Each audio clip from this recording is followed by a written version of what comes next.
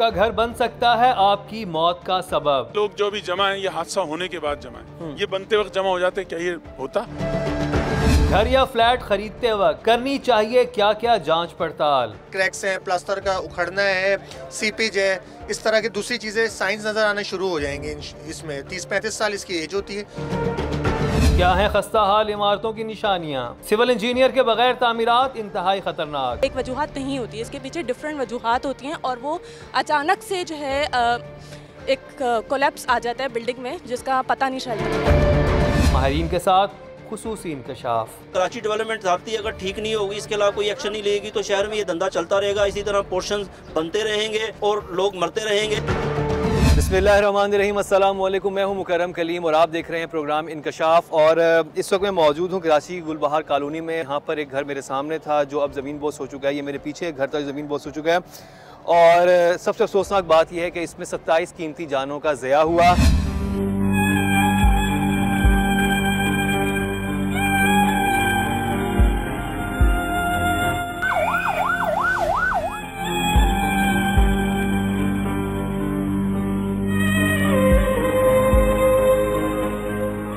यह है वो भयानक और दर्दनाक मनाजिर जब इमारत जमीन बोस हुई और कोहराम मच गया। कोशिश की गई मलबे में दबे अफराद को जिंदा बचाने की, मगर बच्चों और औरतों समेत 27 अफराद लुकमाए अजल बन गए। हमने पहले भी टिम्बर मार्केट में जो एक बिल्डिंग गिरी थी उसमें हमने शो किया था कुछ अर्सा पहले, लेकिन उसमें अल्लाह का बड़ा करम हुआ कि किसी की जान नहीं गई। लेकिन यहाँ जो इंसिडेंट हुआ वो बहुत ही अफसोसनाक था और हमने उस वक्त भी कहा था कि इसके हवाले से गवर्नमेंट को हरकत में आना चाहिए, क्योंकि अब ये मामलात बढ़ते जा रहे हैं। ऐसे वाक़यात जो बहुत ही अफसोसनाक सामने हाथ है बढ़ते जा रहे हैं और इतनी कीमती जानें उसके अंदर जा रही हैं। तो हमें अब होश के नाखून लेने पड़ेंगे। स्पेशली जो ऐसे इदारे हैं जिनका काम है करना, वो होश के नाखून लें। और आज का शो हम जो करेंगे वो बहुत डिफरेंट है हर उस इंसान के लिए जो घर ख़रीदना चाहता है, जो किसी पुराने घर के अंदर रहता है या किसी पुराने घर में वो किराएदार के तौर पर जाता है। उनकी ज़िंदगियाँ कैसे महफूज बनानी है उस पर तो बात करेंगे। और इसमें हमारे साथ हमारे जो आज शो में जो हमारे साथ लोग होंगे वो बहुत अहम हैं। इसमें हमारे साथ सिविल इंजीनियर्स भी हैं, आर्किटेक्ट भी हैं और जो रियल स्टेट्स के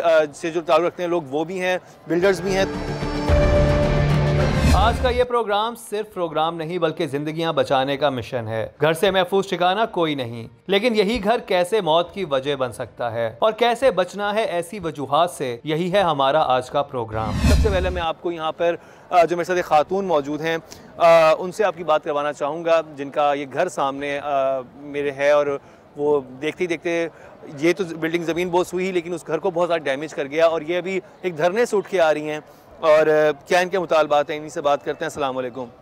वालेकुम अस्सलाम। उस दिन मुझे बताइएगा आप कहाँ पर थीं जब ये बहुत ही अफसोसनाक वाक़या पेश आया? हम अपने घर में थे बच्चों के साथ, सब घर में। मैं खुद जख्मी हुई हूँ, मेरे पाँव सब जख्मी हुआ हुआ है। हम जैसे ये गिरी है आप सेकंड फ्लोर पे थी, फर्स्ट फ्लोर पे थी? ग्राउंड फ्लोर पे थी। हाँ, तो ये बिल्डिंग जब गिरी है तो ये आपके अंदर की दीवार भी गिरी है? जी, हमारे इस साइड की सारी दीवारें हमारी तरफ अंदर ही गिर गई है और मेरे जो बच्चे थे सब हम लोग उन्हें लेकर ऐसे भागे हैं। मैं ज़ख्मी हुई हूँ, बाकी अल्हम्दुलिल्लाह हमारी फैमिली सेव है। किस्मत वाले थे जो महफूज रहे, वरना घरों में बैठे अफराद पर वो क़यामत टूटी के बयान से बाहर है। कौन इजाज़त दे रहा है गैर कानूनी तौर पर इमारतें बनाने की, या यूं कहिए कौन है जो जारी कर रहा है इंसान मारने के लाइसेंस? कैसे चल रहा है ये सारा धंधा? इसी खोज में तो निकली है टीम इनकशाफ। जब ऐसे घर बन रहे हैं तो आपकी ज़िंदगी कितने रिस्क पे है? क्योंकि हम लाहौर में देखते हैं, गुजरांवाला में देखते हैं, सियालकोट, जहाँ जहाँ पुराने घर हैं पूरे पाकिस्तान में आपको हर जगह नजर आते हैं। तो आपको कैसे पता चलेगा कि आप जिस घर में रह रहे हैं वो आपके रहने के काबिल है, आपकी जो पनाहगाह है वो आपकी मौत का सबब नहीं बनेगी, आपके बच्चे आपके प्यारे उसमें महफूज रहेंगे? तो इसमें बहुत सारी दो नंबरियाँ होती हैं, इतनी ज़्यादा दो नंबरियाँ कि मैं बयान से बाहर है कि आपकी कंस्ट्रक्शन जब शुरू होती है उससे लेकर आखिरी जब ईंट रखी जाती है उस वक्त तक कितनी दो नंबरियाँ आपके साथ हो जाती हैं। तो आज के शो में हम आपको बताएंगे कि आप किस तरह से अपने आप को महफूज बना सकते हैं, क्योंकि आज के शो में हमारे साथ सिविल इंजीनियर जैसे मैंने बताया वो हैं, आर्किटेक्ट हमारे साथ होंगे और इसके अलावा जो रियल स्टेट एजेंट जो है से ताल्लुक़ रखने वाले प्रेसिडेंट हैं वो भी हमारे साथ यहाँ पर होंगे।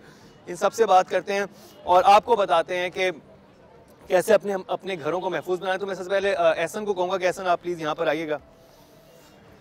अस्सलाम वालेकुम एहसन। वालेकुम अस्सलाम मुकर्रम भाई, क्या हाल चाल है? बिल्कुल ठीक। एहसन जो हैं वो सिविल इंजीनियर हैं और एक इंजीनियरिंग फर्म के साथ ये काम कर रहे हैं और आज के शो में हम ये गाइड करेंगे बहुत सारी अहम बातें। तो एहसन शुरू हम करते हैं कि जब हम एक जो यहाँ पे मुझे घर नज़र आ रहे हैं, सबसे पहले दस्ती शुरू करते हैं। जैसे अब ये घर जो है ये इस तरह ज़मीन बोस हुआ है, आपको क्या लग रहा है कि इसके मटेरियल में आपको क्या क्या दो नंबरी आपको नज़र आ रही है? सबसे पहले तो हम ये देखेंगे कि जो कंस्ट्रक्शन फेल होने की बेसिक वजूहात हैं वो तो 3 हो सकती हैं कि फाउंडेशन का सही डिज़ाइन नहीं होना, सब स्टैंडर्ड मटेरियल का यूज़ करना और lack of supervision of consultant.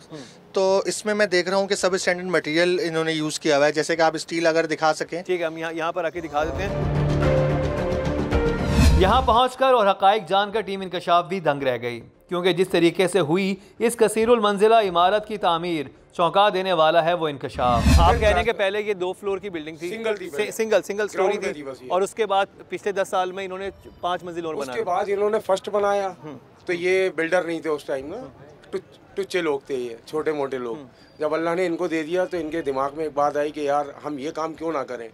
तो बुनियाद मजबूत नहीं की इन्होंने। अगर तुम्हारे जहन में ये आ गया था हम इसको 6 मंजिल लेके जा रहे हैं, तो तुम्हें नीचे से तोड़ के इसको नए तरीके से बनाना था, तो ये ले गए ऊपर तक। अब ये 7वां माला डाल रहे थे पेंट हाउस, जो ये हादसा हुआ और जिसमें उनकी तो जाने गई, साथ में साथ वाले पड़ोसियों की जाने गई। इनका बड़ा नुकसान हुआ है। 9 जनाजे गए एक घर से, 9 जनाजे।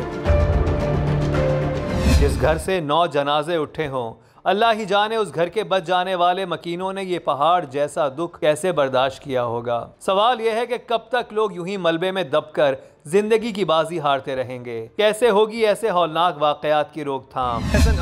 इधर आइएगा, मटेरियल देखें। अब आप इस मटेरियल को क्या कहेंगे?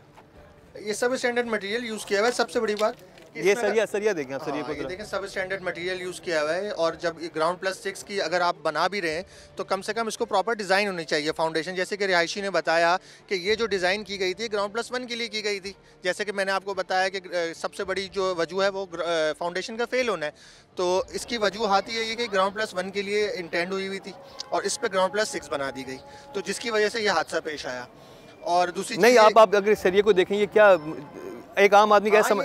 ये रस्ट लगा हुआ सरिया और अंडर गेज सरिया है। ये जो है ये तो मकानों में यूज़ भी नहीं होना चाहिए। तो ये तो अब यूज़ भी नहीं किया जाता, अब तो डिफॉर्म बार्स यूज़ की जाती हैं। और ये सब स्टैंडर्ड मटेरियल यूज़ किया हुआ है इन्होंने, जिसकी वजह से।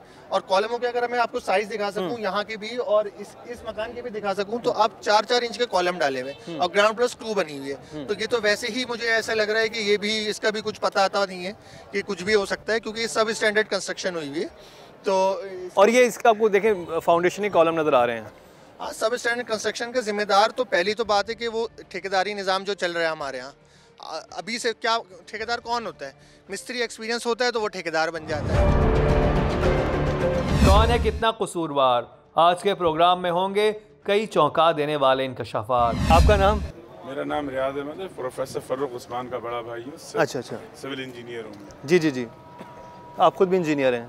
खुद भी इंजीनियर। तो आप क्या समझते हैं ये जो सारा सब कुछ हुआ है आपके सामने, और ये जो अभी मुझे इर्द गिर्द जो घर नज़र आ रहे हैं?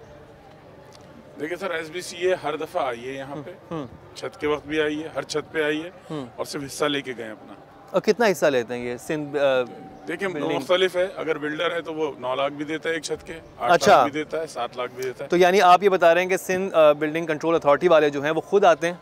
बिल्कुल आते हैं। जब इनकी भी छत डल रही थी उस वक्त भी आए थे? बिल्कुल आए थे। और 9 लाख रुपए लिए? 7 लाख रुपए लिए उन्होंने, जब इन्होंने सेकंड फ्लोर की छत डाली है। फर्स्ट फ्लोर से जब ये ऊपर गए, फर्स्ट फ्लोर से ऊपर कितने से पहले गए ये लोग? ये गए 2007 में। 2007 में गए जी।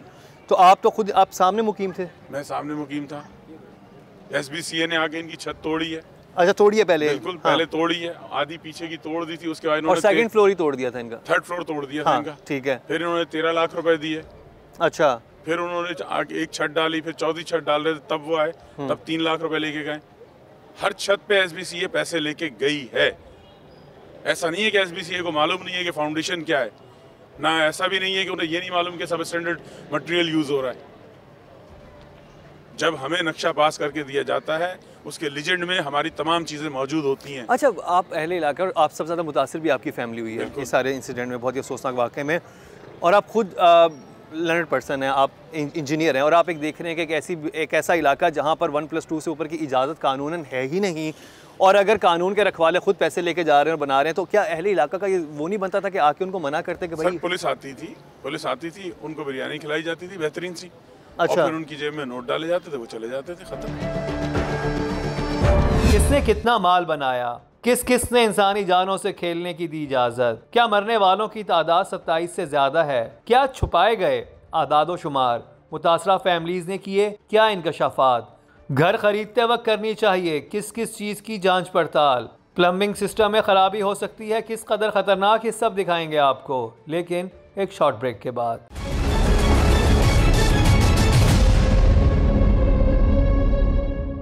आपका घर बन सकता है आपकी मौत का सबब। लोग जो भी जमा है ये हादसा होने के बाद जमा है, ये बनते वक्त जमा हो जाते, क्या ये होता? घर या फ्लैट खरीदते वक्त करनी चाहिए क्या क्या जांच पड़ताल। क्रैक्स हैं, प्लास्टर का उखड़ना है, सीपेज है, इस तरह की दूसरी चीजें साइंस नजर आने शुरू हो जाएंगे।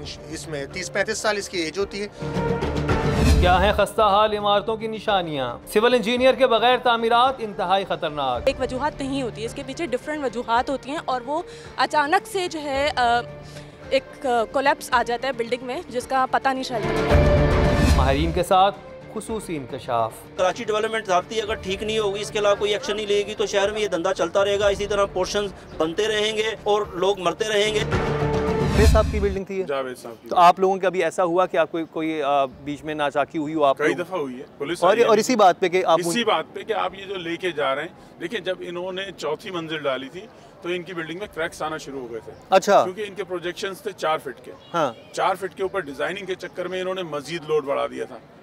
एक उसकी कंटिलीवर की कोई वो नहीं थी, स्ट्रेंथ नहीं थी, 4 सरियों का कंटिलीवर था और वो प्रॉपर। ये थोड़ा आसान अल्फाज में आवाम को समझाए। कंटिलीवर प्रोजेक्शन के नीचे एक बीम दिया जाता है, हम उसको कंटिलीवर कहते हैं। ठीक है। और बेसमेंट में? बेसमेंट तो ये आपके सामने है। हाँ। बेसमेंट तो ये आपके सामने 4 फीट डीप भी नहीं है। ये तो ग्राउंड प्लस 1 की इनकी वाइफ ने कंस्ट्रक्शन करवाई थी शादी के बाद। उसके बाद इनके दिल में लालच आया, इन्होंने क्लिनिक बनाने की सोची, फिर उसके ऊपर ये 2nd फ्लोर ले गए, 3rd फ्लोर ले गए।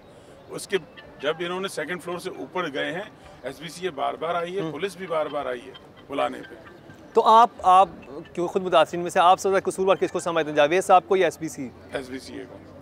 कि वो पैसे लेकर उन्हें क्यों अलाउ किया? आप अलाउ कर रहे हैं तो वो डेफिनेटली। और इसमें कितने अफराद जो हैं वो अपनी जान से गए, उस लालच की नजर हो गए? अदाद शुमार के हिसाब से मेरे 9 मिला के 44 अफराद गए। 44 अफराद गए हैं जी। अब ये किस तरह छुपा रहे हैं चीज़ों को, ये मुझे नहीं पता। तो इसमें कितनी फैमिलीज मुकीम थी आपके इल्म में? इसमें तकरीबन थी 8 फैमिलीज मुकीम थी। इसमें 8 फैमिलीज मुकीम, जावेद की फैमिली को के अलावा। और जो जितनी फैमिली से उसमें कुछ जानवर हो सके लोग, ये सब अपनी कुछ लोग जानवर हो सके, वो लोग जो जैसी मतलब बिल्डिंग गिरी, किसी को प्रेशर ने बाहर फेंक दिया, जैसे मेरे भाई हैं, उनको जो है जब छत आई तो वो छत पे बैठ गए। उसी छत पे जो इनकी छत स्लिप हुई है उसी पे मतलब वो बैठे हुए थे, वो छत नीचे लेती हुई चली गई, वो जानवर हो गए। मेरे एक भतीजी जानवर हुई है, 4 भतीजे। और आप लोग कितने लोग मुकीम थे यहाँ सामने वाले? यहाँ हम लोग 17 अफराद मुकीम थे। और कितने बहन भाई थे आप लोग? हम लोग वैसे 10 भाई हैं, 4 बहनें, लेकिन सब यहाँ नहीं रहते। ठीक। तो यहाँ पर कितने अफराद मुकीम थे? यहाँ पर 17 अफराद मुकीम थे। और आपकी फैमिली थी यहाँ पर? आपकी पूरी कंप्लीट मेरी फैमिली थी ना, भाई वगैरह सब। वालदा भी थी। और उनमें से 9 अफराद जो हैं, उनमें से 9 अफराद हैं। खुदा ये दिन किसी को ना दिखाए जिसका सामना यहाँ के मकीनों को करना पड़ा, मगर दुआओं के साथ साथ दवाएं भी ज़रूरी हैं। मकान, फ्लैट्स और कसीरुल मंजिला इमारतों में रहने वालों के लिए बहुत ज़रूरी है इन हक़ाइक़ को जानना। आपका घर छिन रहा है, अल्लाह आपको दे देगा, बन जाएगा, लेकिन खुदा का वास्ता है अपनी इमलाक बचाने के चक्कर में जाने ना दें। इसके अलावा मैं कुछ नहीं कर सकता। और वो क्या करेंगे उनके पड़ोस में ऐसी बिल्डिंग, क्योंकि आप तो पड़ोस में रहते थे आपके। तो देखें, ये लोग जो अभी जमा है, ये हादसा होने के बाद जमा है। ये बनते वक्त जमा हो जाते, क्या ये होता? मुझे बताएं, ये हादसा होता अगर इस तरह से लोग जमा होते जो आज देखने वाले हैं कि बिल्डिंग गिर गई है जी, हादसा हो गया है तो जमा है। जब ये बन रही थी कोई नहीं था यहाँ पे, हम लड़ते थे, ये लड़ते थे, ये लड़ते थे, बस और कौन था? हमारे बराबर वाले को तौफीक नहीं थी कि वो आके हमारे साथ खड़ा हो जाए। उसके ख्याल में तो उसको तो कोई नुकसान था ही नहीं ना। तो खुदारा इमला का ना बचाएं, जाने बचाएं। जाने कैसे बचानी है, किन किन बातों का रखना है ख्याल, ज़रा गौर से सुनिएगा माहिरीन की बात। मुझे एहसन आप क्या बताएंगे कि ये तो जो हुआ, आपने कहा कि बहुत ही नाकिस किस्म का मटेरियल इस्तेमाल किया गया, और फिर इन्होंने भी बता दिया कि क्या क्या होता रहा, और अहले इलाका भी बात करते रहे कि इसको ना बनाया जाए, लेकिन वो बनाते चले गए। तो क्या चीज़ें होती हैं जब स्पेशली एक जगह जो है उसका 1+2 का नक्शा मंजूर है, या उसके ऊपर जब कंस्ट्रक्शन शुरू होती है तो कैसे आप अपने आप को उससे महफूज रख सकते हैं, या जो भी इर्द गिर्द के लोग मौजूद हैं, ख़रीदने वाले हैं या किराएदार हैं, वो कैसे अपने आप को बचा सकते हैं? सबसे पहले तो जब ग्राउंड+1 के लिए कोई भी नक्शा पास हुआ है तो उसको अहले मोहल्ला बनने ना दें। मैं तो ये समझ रहा हूँ कि उसके खिलाफ, जैसे भाई ने भी बताया कि निकलें, बाद में निकलने से अच्छा है पहले निकलें, कि ऐसी चीज़ों को प्रमोट ना करें। दूसरी चीज़ ये कि बायर उस चीज़ को ख़रीदे नहीं जो इलीगल बन रही है। फॉर एग्जाम्पल कि अगर यहाँ ग्राउंड+2 की अलाउ है तो कोई भी बायर ग्राउंड+2 से ज़्यादा कोई भी चीज़ बनी हो उसको प्रमोट ही नहीं करे। जब हम प्रमोट ही नहीं करेंगे और अहले मोहल्ला उसके खिलाफ अपनी आवाज़ उठाएंगे तो ऐसी कंस्ट्रक्शन बिल्डर खुद ही डिमोटिवेट हो जाएगा और ऐसी कंस्ट्रक्शन की तरफ वो जाएगा ही नहीं। जब उसको उसके रिजल्ट ही नहीं मिलेगा तो ऐसी कंस्ट्रक्शन बनाएगा ही नहीं, बनाएगा भी नहीं। और अगर जो बाय लॉज बने हुए हैं उनको फॉलो किया जाए प्रॉपर्ली और उनकी इम्प्लीमेंटेशन के लिए जो गवर्नमेंट के इदारे हैं वो काम करें, तो जाहिर बात है उस जगह की वैल्यू ही नहीं होगी, वो बिक ही नहीं सकेगी, दोबारा से रीसेल नहीं होगी, तो बनेगी भी नहीं। तो सिर्फ कानून तो मौजूद है लेकिन उनकी इम्प्लीमेंटेशन मौजूद नहीं है। हुदा भी हमारे साथ हैं। हुदा प्लीज़ आप इधर आइएगा। वालेकुम सलाम। हुदा, आप आपसे मैं जो एक टिप लेना चाह रहा हूँ वो ये कि जब हम ये ख़रीदने जाते हैं घरों को, या हमारे जहन में होता है कि हम एक घर ख़रीद लें और पुराने या अपार्टमेंट ले लेते हैं, या ये जो इनकी जो बिल्डिंग होगी इसमें भी 8 फैमिलीज़ रहती थी, उन्होंने भी घर ख़रीदे होंगे, रेंट पे होंगे, तो वो किन चीज़ों का ख्याल रखें? देखें, सबसे पहले तो जब भी हम किसी बिल्डिंग में जाएंगे तो हमें सबसे पहले उस बिल्डिंग की जो फैसिलिटीज़ प्रोवाइडेड हैं, लाइक हमारा प्लम्बिंग सिस्टम जो है, जो सबसे ज़्यादा इफ़ेक्ट करता है हमारी जो मेन फाउंडेशंस या मेन स्ट्रक्चर डिफेक्ट्स जो होते हैं, सबसे ज़्यादा उसी पे इफ़ेक्ट करती है ये पानी, मॉइस्चर। अगर हमारा प्लम्बिंग सिस्टम से मॉइस्चर एंटर हो जाए, हमारी इस तरीके की जो बुनियाद है, बेसिकली जो स्ट्रक्चर है उसमें अगर एंटर हो जाए तो वो जो है कंक्रीट को फाड़ देगा। जब वो कंक्रीट को डैमेज करेगा तो वो कोरोजन को इनवाइट करेगा। बेसिकली जो हमारे पास जंग लग जाता है, और जब वो जंग लगेगा तो जाहिर सी बात है इस तरह के वो एक तो इफेक्ट नहीं करेगा, वो डिफरेंट, क्योंकि पानी जो है वो अपनी डायरेक्शन में जाता है, रास्ता बना लेता है, ठीक है, वो डिफरेंट चीज़ों में घुसेगा, जहाँ पे उसको रास्ता मिलेगा वो घुसेगा। और ये कॉज की वजह से नहीं होता, एक वजूहत नहीं होती है, इसके पीछे डिफरेंट वजूहत होती हैं, और वो अचानक से जो है एक कोलैप्स आ जाता है बिल्डिंग में जिसका पता नहीं चलता। जो आपकी बात मुझे समझ आई है, जो मैं आम सारे को सुनाना चाहूँगा कि अगर आप घर ले रहे हैं, आप कुछ नहीं कर सकते, आप किराए पे ले रहे हैं या ख़रीदने जा रहे हैं, चाहे आप ऊपर रहना है आपने या फर्स्ट फ्लोर पे, सेकंड फ्लोर पे, आप सबसे पहले उसकी बुनियादें देखें और उसका प्लम्बिंग का आपने कहा कि उसका सिस्टम देखें कि उसमें सेपेज अगर हो रही है तो उसका मतलब है कि इस बिल्डिंग के कमज़ोर होने के चांसेस ज़्यादा हैं। वो उसमें ज़्यादा जो मटीरियल एक दिन में नहीं हो जाएगी, लेकिन ग्रेजुअली उसमें नुकसान का एहतमाल ज़्यादा हो सकता है। छतों और दीवारों में सीपेज कैसे बन सकती है खतरे का सबब? क्या कराची में गुज़श्ता सालों में तामीर हुई तमाम इमारतों के जाली नक्शे मंजूर करवाए गए? रियल एस्टेट एसोसिएशन के सदर ने किए कौन से हौलनाक इंकशाफात? ये सब दिखाएंगे आपको, लेकिन एक शॉर्ट ब्रेक के बाद।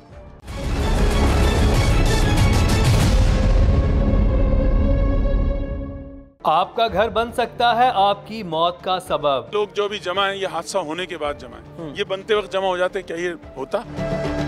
घर या फ्लैट खरीदते वक्त करनी चाहिए क्या क्या जांच पड़ताल? क्रैक्स हैं, प्लास्टर का उखड़ना है, सीपेज है, इस तरह की दूसरी चीज़ें साइंस नज़र आने शुरू हो जाएंगी। इसमें 30-35 साल इसकी एज होती है। क्या है खस्ता हाल इमारतों की निशानियाँ? सिविल इंजीनियर के बगैर तामीरात इंतहाई खतरनाक। एक वजूहत नहीं होती, इसके पीछे डिफरेंट वजूहत होती हैं, और वो अचानक से जो है एक कोलैप्स आ जाता है बिल्डिंग में जिसका पता नहीं चलता। माहिरीन के साथ खुसूसी इंकशाफ। कराची डेवलपमेंट ज़ाब्ती अगर ठीक नहीं होगी, इसके अलावा कोई एक्शन नहीं लेगी तो शहर में ये धंधा चलता रहेगा, इसी तरह पोर्शंस बनते रहेंगे और लोग मरते रहेंगे। रियल एस्टेट एसोसिएशन के प्रेसिडेंट हमारे साथ हैं रहमान साहब। रहमान साहब, ये बड़ा विशेष सा सर्कल हमें समझ आ रहा है, जो यहाँ पर सारी बातें हुई हैं कि पैसा जो मनी ट्रेल है कहाँ तक जा रही है, किस तरह से हो रहा है, और हुकाम वाला में से किसी को अभी तक ये तौफीक नहीं हुई कि वैसे 27 है ऑन रिकॉर्ड, लेकिन ये जैसे भाई बता रहे हैं कि 44 के करीब लोग जो हैं अपनी जानों से चले गए। क्या आपकी एसोसिएशन क्या कर रही है इस पर? देखें, ये जो सब धंधा चल रहा है इसमें सब लोग मुलव्विस हैं। मैं as a real state all Karachi real association का प्रेसिडेंट मैं तस्लीम करता हूँ कि इसमें हमारे जो लालची बिल्डर्स हैं वो अपने छोटे से लालच के लिए ये इलीगल काम करते हैं, और इसमें Sindh building control authority, KMC और जो भी मुतल्लिका इदारे हैं वो इसके फैसिलिटेटर होते हैं। ये जो भाई ने अभी बिल्कुल कहा ऐसे ही होता है। कराची में जो भी आप कोई इलीगल पोर्शंस वगैरह का किसी भी बिल्डिंग पे बनाते हैं उसके लिए लाखों रुपए की रिश्वत चलती है। आपके ख्याल में ये कितने गज का प्लॉट होगा? ये आई थिंक 74 गज का। देखें 74 गज का प्लॉट था। इस पे पुलिस के लेटर की जो इन्होंने SBCA को लिखा है, और उसके बाद अभी तक कार्रवाई नहीं हुई, और डेट भी देख लें इस पे कि ये कब सर्वे किया गया।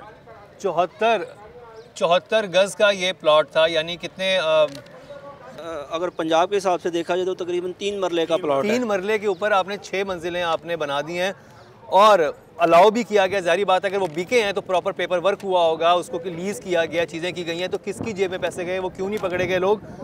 उसके लिए देखिए मैं आपको अच्छा ये सपोज ये तीन मरले के मकान पे इन्होंने कितनी रिश्वत दी होगी अभी तक? मैं सबसे पहला तो मैसेज पब्लिक के लिए, कराची की तमाम पब्लिक के लिए देना चाहता हूँ कि 1 गज से लेके 399 यार्ड तक कोई भी बिल्डिंग का नक्शा ग्राउंड +2 से ऊपर पास नहीं होता। ठीक, ग्राउंड +2 से ऊपर कोई भी कंस्ट्रक्शन अगर 399 यार्ड तक का प्लॉट होगा, जो रेजिडेंशियल प्लॉट होगा, उसके ऊपर अगर कोई भी कंस्ट्रक्शन होती है तो वो इलीगल है, उसकी कोई कानूनी हैसियत नहीं है, क्योंकि Sindh building control authority allow ही ग्राउंड +2 तक करती है 399 यार्ड तक, और 390 यार्ड के बाद अगर वो 600 गज का है या 500 गज का है तो उस पर सिर्फ ग्राउंड +1 की अप्रूवल मिलेगी, उस पर सेकंड की अप्रूवल भी नहीं मिलेगी।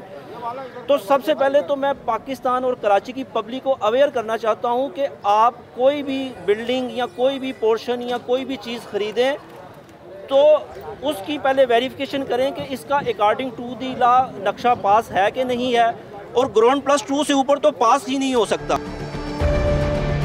इस बुनियादी मालूमात का जानना बेहद ज़रूरी है, क्योंकि ऐसी गफलतें और कोताहियाँ ही सबब बनती हैं ऐसी तबाही और बर्बादी का। यह किस कदर दुख और अफसोस का मकाम है कि जिम्मेदारों को सब खबर थी, लेकिन मुबैना तौर पर माल बटोरने के बाद सब करते हैं बेखबरी का ड्रामा। ये मेरी एप्लीकेशन पर थाने ने SBCA को लिखा है, ये सर्वे है जी कि ये बिल्डिंगें ख़त्म हो गई हैं, इन्हें गिराया जाए। उसके जवाब में SBCA के डिप्टी डायरेक्टर साहब यहाँ आए, इन तमाम बिल्डिंगों से कैश कलेक्ट किया और चले गए। पैसे लेके चले गए जी, 24/9/2019 और वो कौन साहब थे जो पैसे लेके जो चले? पुलिस की उसमें कस्टडी में ये साहब अभी अरेस्ट हो चुके हैं। अब अरेस्ट हुए जब एक हादसा हो गया। और यहाँ पर न जाने कितने घर अब ऐसे, मैं यकीन माने मैं इस इलाके में आया हूँ तो मुझे हर दूसरा घर देख के ये लग रहा है कि इसमें कैसे लोग मुकीम है, कैसे वो रहेंगे, कल को खुदा न खासा फिर कोई सानिया ना आ जाए और वही आपकी पनाहगाह जो है वो आपकी मौत का सबब ना बन जाए। हमारी एसोसिएशन देखें एक तरह का एक अवेयरनेस का इदारा है। हम मुतलका अदारों को भी अपनी खतो किताबत या जो भी इन्होंने खतो किताबत की, इन्होंने एप्लीकेशन भी दे दी, वो आके पैसे लेके चला गया, फिर क्या रास्ता है? रहमान भाई से एक रिक्वेस्ट कर रहा हूँ कि यहाँ रियल इस्टेट वाले ज़्यादा काम पोर्शन बना के बेचने का कर रहे हैं। जी सर, देखिए वो उसमें सब लोग, मैं यही कहूँगा, बराबर के शरीक हैं। जो बनाने वाला है वो तो शरीक है, उसके साथ जो लेने वाला है वो भी शरीक है। जब आपको पता है कि ग्राउंड +2 के ऊपर कोई नक्शा पास नहीं होता तो आप लोग क्यों उस चीज़ को परचेज करते हैं? तो लेकिन लोगों को अवेयरनेस नहीं है, लोगों को इल्म ही नहीं है। सर देखिए, हम अपनी एसोसिएशन की सतह पर तो लोगों को अवेयरनेस भी देते हैं, पोर्शंस के अलावा हम भी चलाते हैं। चलिए, आपने मुझे 2 तरीके बता दिए। खलासी एप्लीकेशन दी हैं जो मैं सिंध बिल्डिंग कंट्रोल अथॉरिटी को दी हैं पोर्शंस रोकने के लिए। ये इसकी है, ये देखें, ये दरखास्तें हैं जिसमें मैंने कहा कि इलीगल कंस्ट्रक्शन के लिए बिल्डिंग के खिलाफ कार्रवाई करे, जो बिल्डिंग्स बगैर नक्शे के बन रही हैं उनके खिलाफ कार्रवाई करे और डिमोलेशन का काम इनके सपोर्ट दो, और इल्लीगल पोर्शंस की जिनकी वजह से कराची का इंफ्रास्ट्रक्चर। बिल्कुल सही, आपने बात लिखी, लेकिन वो तो पैसे खा रहे हैं, वो तो स्टेक होल्डर हैं। देखें वो पैसे ये भाई ने बात एजेंट ही रिलीज करवा के देता है। अच्छा, ये देखें, ये भी एक देखिए लेता है वो इस काम का, वो रिलीज करवा देता है। पब्लिक को आगाही दे रहा हूँ कि ये भी एक इलीगल काम हो रहा है। सिंध हाई कोर्ट ने नवंबर 2013 में एक CP थी जिसमें काफ़ी कराची की NGOs ने इसे मसला उठाया था, और उस पे ऊपर अपना हाई कोर्ट ने हुक्म दिया था कि कराची में 2013 नवंबर के बाद जो भी बिल्डिंग बने बगैर कंप्लीशन सर्टिफिकेट के उसकी सब लीज या सेल डीड ना की जाए, ना उसको कोई टाइटल दिया जाए। लेकिन यहाँ पर धंधा ये हो रहा है कि वो तमाम बिल्डिंग जो ग्राउंड +2 के ऊपर बनती हैं उसके नक्शे जाली सबमिट होते हैं। उस जाली सबमिट होने के बाद रजिस्ट्रार्ड उनको एक सब लीज का टाइटल देता है, जिसको हम अपनी ज़बान में अनडिवाइडेड शेयर कहते हैं। उस अनडिवाइडेड शेयर की वजह से ये पूरे कराची का स्ट्रक्चर भी तबाह हो रहा है और ये सब धंधा भी हो रहा है। तो सबसे पहले आप ये कह रहे हैं जितनी भी जो बिल्डिंग बनी है 2013 के बाद सबके नक्शे जाली हैं? सबके टोटल नक्शे जाली सबमिट हुए हैं। हाई कोर्ट ये मामला उठाए, मामला उठाने के बाद सबके नक्शे कराची में मंगा ले, सबके नक्शे जाली सबमिट हुए। अगर ये बात सच है तो ये इंकशाफ होश उड़ा देने वाला है कि ये मामला इंसानी जानों का है। फिर मैं लास्ट में ये कहूंगा, authority Sindh building control authority और KMC है। जब तक ये दो अदारे आप ठीक नहीं करेंगे, ये शहर में धंधा बंद नहीं हो सकता। क्योंकि ना मेरे पास पुलिस है, ना मेरे पास कोई ऐसा फोरम है, या ना मेरे पास कोई ऐसी चीज़ है कि जो मैं उनको गिरफ्तार करके थाने में बंद कर दूँ। मैं तो एक पब्लिक अवेयर का अदारा हूँ जो मैं आगाह करता हूँ। असल इशू ये है कि सिंध बिल्डिंग कंट्रोल अथॉरिटी और KMC और कराची डेवलपमेंट अथॉरिटी अगर ठीक नहीं होगी, इसके अलावा कोई एक्शन नहीं लेगी, तो शहर में ये धंधा चलता रहेगा। इसी तरह पोर्शंस बनते रहेंगे और लोग मरते रहेंगे। यहाँ पर यही तो यानी जो मुझे एक क्रक्स समझ आया कि इस वक्त कराची में जो भी 400 गज से कम के घर में रहता है और वो 3rd फ्लोर पे है, तो समझ लें कि आपका घर इलीगल है, गैर कानूनी है। आज नहीं तो कल वो आपके हाथ से जाएगा और घर तो इमलाक हो जाएगी। जैसे कि भाई ने कहा कि जान भी जाने का खदशा है, तो आप ऐसे घरों से खुद ही आप बाइकआउट करें, खुद ही जो किराए पे रह रहे हैं वो ऐसे घर में जाके मुकीम ना हो, क्योंकि ये अब मौत का सामान बन चुके हैं। और यहाँ पर हर दूसरा घर जो मुझे देखते ही खौफ महसूस हो रहा है कि हर घर जो ऐसे ही खड़ा हुआ है।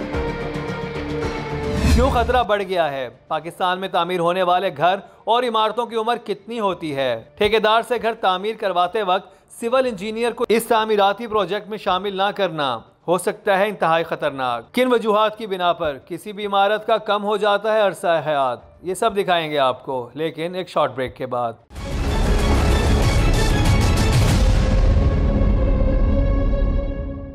आपका घर बन सकता है आपकी मौत का सबब। लोग जो भी जमा है, ये हादसा होने के बाद जमा है, ये बनते वक्त जमा हो जाते, क्या ये होता? घर या फ्लैट खरीदते वक्त करनी चाहिए क्या क्या जांच पड़ताल? क्रैक्स हैं, प्लास्टर का उखड़ना है, सीपेज है, इस तरह की दूसरी चीजें साइंस नजर आने शुरू हो जाएंगे। इसमें 30-35 साल इसकी एज होती है।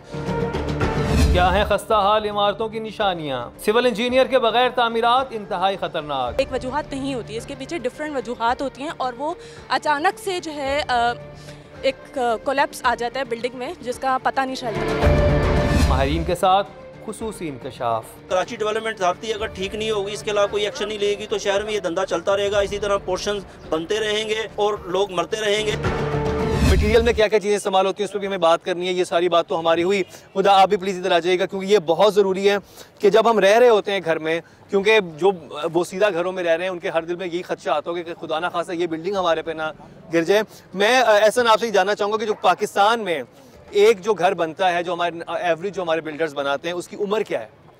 जो एवरी RCC स्ट्रक्चर जो हम लोग फ्रेम स्ट्रक्चर RCC स्ट्रक्चर क्या होता है? ये रीइंफोर्स्ड सीमेंट कंक्रीट स्ट्रक्चर होता है, जिसमें सीमेंट के साथ सरिया इस्तेमाल किया जाता है। अगर आप पहले जमाने में जाएं तो ये नहीं इस्तेमाल होता था, लोड बेरिंग वॉल्स पे बनता थी कंस्ट्रक्शन। अब जो बन रही है फ्रेम स्ट्रक्चर बन रहा है, RCC स्ट्रक्चर बन रहा है। RCC स्ट्रक्चर जिसमें आप पिलर्स खड़े करते हैं और उन पिलर्स में कंक्रीट होता है, फ्रेम होते हैं और एक फ्रेम बनाते हैं, पूरी कंस्ट्रक्शन होती है। जी हाँ, ये RCC स्ट्रक्चर कहलाता है। प्रॉपर डिजाइन होता है, कंसल्टेंट डिजाइनर इसको डिजाइन करता है। इसकी उम्र एस्टिमेटेड उम्र इसकी 80 से 100 साल होती है। 80 से 100 साल होती है अगर प्रॉपर कंसल्टेंट यानी इंजीनियर ने खड़े होकर सुपरवाइज। ठेकेदार की बात नहीं हो रही, इंजीनियर की बात हो रही है। अगर इंजीनियर साथ में खड़ा होगा तब उसकी उम्र 80। अच्छा, और ये जो घर आपको नजर आ रहे हैं, ये पीछे घर जो नजर आ रहे हैं, इनकी क्या आपको उम्र लग रही है?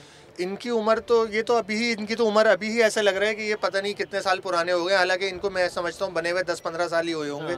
मुश्किल से ये 30 साल 35 साल बाद, ये 30 साल ही बाद ही इनमें वो साइंस नज़र आना शुरू हो जाएंगे जो फेलियर की स्टार्टिंग होती है। जैसे कि क्रैक्स हैं, प्लास्टर का उखड़ना है, सीपेज है, इस तरह की दूसरी चीज़ें साइंस नज़र आना शुरू हो जाएंगे। इसमें 30-35 साल इसकी एज होती है। और मैं समझ रहा हूँ कि जो ये सारे ठेकेदार सिस्टम में बने हुए घर लग रहे हैं मुझे। ठेकेदार धड़ाधड़ घर और इमारतें बना रहे हैं, लेकिन उनकी तामीर के लिए लाजिम है जो मयार अफसोस नहीं रखा जा रहा है उसका ख्याल। तो क्या किया जाए कि एक आम आदमी जो घर कंस्ट्रक्ट करना चाह रहा है, अपनी जिंदगी भर की कमाई एक बिल्डिंग पर लगाने चाह रहा है, वो किन चीज़ों का ख्याल रखे? सबसे पहले तो वो एक प्रॉपर कंसल्टेंट को हायर करे, एक इंजीनियर को हायर करे। महंगा होता है? क्या होता है इंजीनियर, क्या सिस्टम होता है? कोई इंजीनियर इतना महंगा नहीं होता, वो आपके कंस्ट्रक्शन के हिसाब से होता है। फॉर एग्जांपल कोई लोग परसेंटेज पे होते हैं, कोई लोग स्क्वायर फीट लेते हैं, लेकिन वो आपकी कंस्ट्रक्शन को सेफ बनाते हैं और वर्कफुल बनाते हैं। कंसल्टेंट हमेशा आपकी जो कंस्ट्रक्शन होगी, आपका जो घर होगा, आपकी जो प्रॉपर्टी होगी, उसको वर्कफुल बनाएगा और रिलायबल बनाएगा। तो कोई इतना महंगा नहीं होता। अगर आप छोटे लेवल पे जाएं तो मुश्किल से 50 से 100 रुपए स्क्वायर फीट एक कंसल्टेंट ले लेता है। यानी अगर आप 240 जैसा घर कर रहे हैं तो तकरीबन 90,000 90,000 लाख लाख तक में रुपए तक। अगर आप यानी यही बात है, अगर आप एक प्रॉपर्टी 80-90 लाख की खरीदने लगे हैं तो 1 लाख रुपए इजाफी या बनाने लगे हैं तो 1 लाख रुपए इजाफी डाल के अपने ठेकेदार के सर पे एक इंजीनियर भी बिठा दें ताकि वो चेक एंड बैलेंस रखे कि कहीं किसी मटेरियल में 2 नंबरी तो नहीं हो रही, क्योंकि हमारे मटेरियल में बहुत ज़्यादा 2 नंबरी होती है। सीमेंट में जैसा कि आपने बताया था पहले कि अगर एक सीमेंट की एक बोरी के साथ 2 रेत की बोरियां डालनी होती हैं तो वो एक ही जगह 4 डाल के अपना मसाला जो है बढ़ा लेते हैं, और वो जब फाउंडेशन बनती है, दीवारें बनते हैं या फिर पिलर्स बनते हैं, वो इतना वीक होते हैं कि वो फिर बोझ सहार नहीं सकते और फिर इस तरह का रिजल्ट आपके सामने आता है। जहां घर बनाते वक्त तामीरात में इस्तेमाल होने वाले मटेरियल को चेक करना ज़रूरी है, वहीं बने बनाए घर और अपार्टमेंट्स खरीदते वक्त भी आंखें बंद नहीं की जा सकती। इसके लिए ये किया जा सकता है कि वो एक कंसल्टेंट हायर करें, उसकी जो फीस होगी वो पे करें और उसको अपने साथ विजिट पे लेके जाएं कि वो उस चीज़ का अंदाज़ा लगाएं कि आया ये कंस्ट्रक्शन रिलायबल है कि नहीं।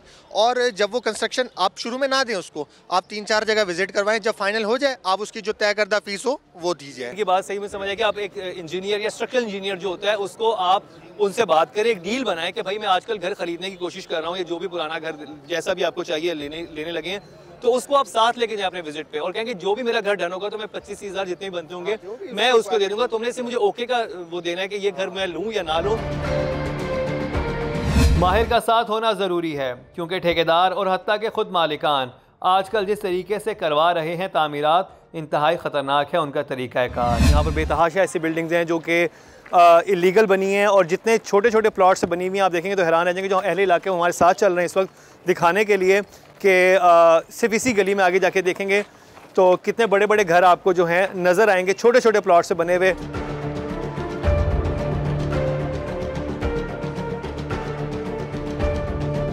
अभी यहाँ पे अहले मोहल्ला ने अभी ये इस बिल्डिंग को आइडेंटिफाई किया, ये आप ज़रा ऊपर दिखाएंगे। ऐसा नहीं, इसमें आपको क्या लग रहा है कि आप एक एक्सपर्ट इंजीनियर हैं, आप कैसे इसको जज करेंगे इस बिल्डिंग को? क्या आप ये मुझे लग रहा है सब स्टैंडर्ड स्ट्रक्चर इसका बना हुआ है। आप इसमें अगर बीमों को देखें तो बीम 4 इंच के बने हुए हैं, हाँ। जबकि अलाउ ही नहीं है 4 इंच के बीम, कम से कम 8 इंच के बीम होने चाहिए। लेकिन चलो और बीम मैं बता दूं कि ये जिस पे लिखा हुआ है जनरेटर किराए पर मौजूद है, ये जो साइन लगा हुआ है ये बीम है, ये बीम है। इसकी ये बात कर रहे हैं कि ये जो है 4 इंच का इन्होंने बनाया हुआ है या 6 इंच का, ये 4 इंच का बनाया हुआ है। और इस पे बीम पे देखिए पूरी बिल्डिंग और आपको क्रैक भी नजर आ रहे होंगे। ये देखें आप इसको देखें, इस सीपेज की वजह से जो मैं आपको बता रहा था, ये लीकेज हो रही है, पानी स्लैब के अंदर जा रहा है, जिसकी वजह से ये जो कंक्रीट है ये सरिये को छोड़ रही है और ये क्रैक डेवलप हो रहा है। और अगर आप ये दिखाएं तो आपको ये सारे आपको क्रैक नजर आएंगे इस बिल्डिंग में। यहाँ पर आप अगर देखेंगे तो आपको क्रैक नजर आएंगे और वो ऊपर तक जा रहे हैं क्रैक। जी हाँ बिल्कुल, और ये सारा जो वजूहत है ये सीपेज की वजह से। इसमें और ये कितने गज से बनी हुई है? ये तकरीबन 60 गज पे बनी हुई है, 60 से 80 गज पे मेरे ख्याल है मोहल्ला ने बताया। 80 गज पर जो है ये तामीर हुआ है और ये सारी बिल्डिंग जो है बेच दी गई होगी। और आप इसको देखिए खौफ महसूस होता है क्योंकि इसकी कोई क्रेडिबिलिटी नहीं है, कोई इसमें मजबूती नहीं है। और जैसे बता रहे हैं कॉलम जो हैं वो भी बहुत वीक हैं और ऊपर पतले डाले, वो बनाए चले जा रहे हैं ऊपर। जी हाँ बिल्कुल, ये गैर कानूनी इलीगल कंस्ट्रक्शन में आएगी, लीगल स्ट्रक्चर है ये। हाँ जी। और कहाँ पे, और ये जिस गली में जाएं आपको यहाँ पर ऐसे ही कंस्ट्रक्शन नजर आएंगी। और ये बाय लॉ है कि आप 1+2 से ज़्यादा नहीं बना सकते, यानी कि आप ग्राउंड के ऊपर 2 फ्लोर से ऊपर नहीं जा सकते। अगर आपका जो मकान है या प्लॉट है 400 गज से कम का है, यानी कि 15 मरले से या 12 मरले से कम का है, तो उसके ऊपर आप 2 फ्लोर से ऊपर ज़्यादा नहीं जा सकते। लेकिन आप जिस तरफ आप नज़र दौड़ाएं गुलबहार कॉलोनी में, और ये सिर्फ गुलबहार कॉलोनी कराची का हाल नहीं, कराची का हर इलाका, और लाहौर में आप कानून लाहौर चलें तो आप कैसे ऐसी इमारत शाहकार नजर आएंगे कि इंजीनियरिंग भी हैरान होते होंगे कि कैसे उन्होंने ये सब चीज़ें बना ली।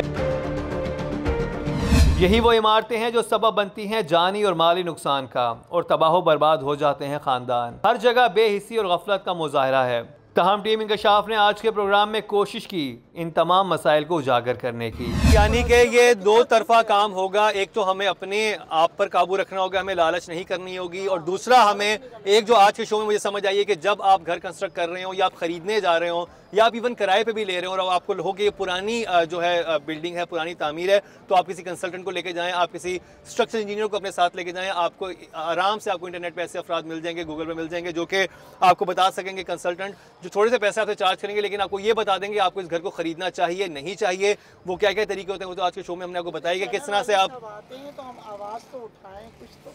तो हम ये एक बहुत अहम पॉइंट है। दूसरा पॉइंट ये कि अगर आपके पड़ोस में कोई गैर कानूनी तामीर हो रही है तो उस पर आपने खुद प्रेशर ग्रुप बनना है, क्योंकि अब जैसे अब यहाँ पर लोग इस वक्त जमा हुए देख रहे हैं, जब बिल्डिंग गिर गई, अगर ये लोग उस वक्त जमा होते जब ये तीसरी बिल्डिंग खड़ी कर रहे थे या तीसरा फ्लोर बना रहे थे, तो आज शायद इतना ज़्यादा अफसोसनाक वाक़या ना होता। तो हम सबकी जिम्मेदारी है, अगर आपने इस विशेष सर्कल को तोड़ना है तो हमें खुद इसके लिए खड़ा होना पड़ेगा और हम खुद अपने मेक श्योर करेंगे अपनी जानों की हिफाजत के लिए, अपने प्यारों की हिफाजत के लिए। क्योंकि अगर आपका पड़ोसी बना रहा है या खुद भी बनाने का सोच रहे हैं तो खुदारा बाज आ जाए। और क्योंकि मैं फिर बता दूं कि अगर आपका 400 गज से यानी कि 15 मरले से कम का आपका प्लॉट है तो उस पर आप 1+2 से ज़्यादा की आप नहीं, ग्राउंड +2 से ज़्यादा की आप कंस्ट्रक्शन नहीं कर सकते, यानी कि 2 फ्लोर से ऊपर नहीं जा सकते। जितने बनाए जा रहे हैं या फरोख्त किए जा रहे हैं वो सब गैर कानूनी है। अपने पैसों को बचाइए, अपनी जमा पूंजी को बचाइए और ऐसी जगह इन्वेस्ट करने से बचाइए जहां पर ये सारा पैसा ज़ाया हो सकता है। जैसे कि इन फैमिलीज़ का हुआ, जो 8 फैमिलीज़ यहाँ पर रहती थी, उन्होंने पैसों से खरीदा होगा ना ये घर, आज वो नीचे ज़मीन बहुत हो चुका है और जाने भी गई और इमलाक भी गई।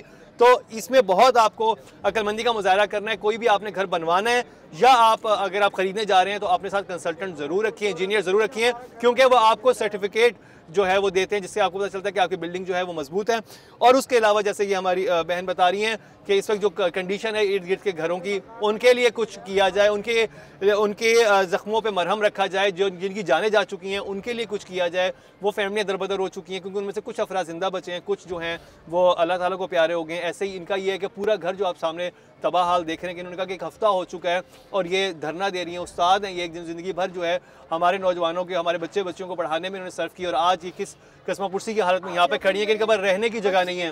9 का मैट्रिक का इम्तहान देगी, उसकी किताबें यहाँ दबी हुई मलबे में रो रही है। हमारे बच्चे को क्या मुस्तकबिल है, ये बताएंगे ये क्या मुस्तकबिल बनेगा। आप ये प्रोग्राम में आए तो इनका ख्याल रखना, क्योंकि ताउन जो है ना मीडिया कर रही है वो तो कर नहीं देखो, तो आपकी मेहरबानी होगी, आप है ना लगातार नहीं, हम इनकी आवाज़ को हुकाम वालों तक पहुँचाने की पूरी कोशिश करेंगे और मेक श्योर करेंगे कि इनके लिए कुछ किया जाए। आपने जो बातें की हैं लास्ट के ऊपर, मैं उसमें एक इजाफा करना चाहूँगा कि जितने भी रजिस्ट्रार हैं कराची में उनको सिंध गवर्नमेंट की तरफ से पाबंद किया जाए कि किसी को भी ग्राउंड +2 के ऊपर सब लीज का टाइटल ना दिया जाए रेजिडेंशियल के ऊपर, और इसके ऊपर पाबंदी लगाई जाए। और इसके पाबंदी के बाद ही लाजमी बात है, अगर मैं कोई चीज़ परचेज़ करूँगा तो कोई मेरे नाम टाइटल कोई देगा तो मैं परचेज़ करूँगा, बगैर टाइटल के मैं कहीं भी अपना पैसा या इन्वेस्टमेंट नहीं करूँगा। तो सिंध गवर्नमेंट को चाहिए, वज़ीर सिंध से मैं रिक्वेस्ट करूँगा कि कराची के तमाम रजिस्ट्रार को पाबंद किया जाए कि ग्राउंड +2 के ऊपर किसी को सब लीज का टाइटल ना दी जाए।